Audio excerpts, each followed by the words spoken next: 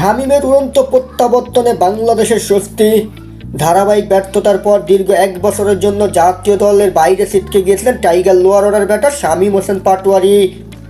তবে এবার অস্ট্রেলিয়ার বিপক্ষে টি-20 সিরিজ দিয়ে আন্তর্জাতিক ক্রিকেটে ফিরেছেন শামীম।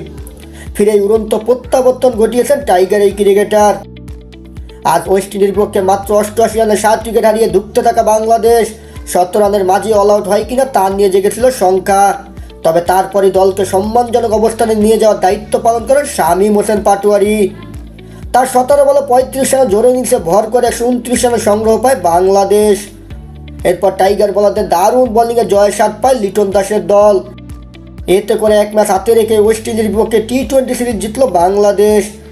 আর এতে ম্যাচ সেরার পুরস্কার উঠে শামীম হোসেন পাটোয়ারির হাতে।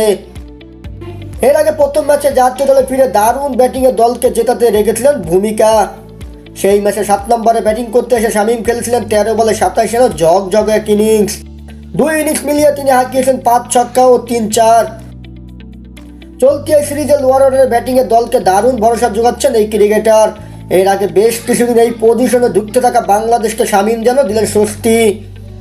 ম্যাচ সেরার পুরস্কার হাতে পেয়ে শামীম বলেন, প্রথমত জাতীয় দলে ফিরতে পেরে আমি খুশি। হ্যাঁ, দলে আমার ভূমিকা একজন ফিনিশিংয়ার হবে। আমি প্রতিটা বল মারার এবং ইতিবাচক থাকার চেষ্টা করি। আমার প্ল্যান যখনই আমি ব্যাট করার সুযোগ পাই ম্যাচ শেষ করে আসতে চাইবো।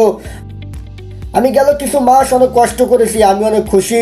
2021 সালে টি-20 অভিষেকের পর লাল সবুজের জার্সিতে 16 ইনিংসে ব্যাটিং করেছেন টাইগার এই ক্রিকেটার।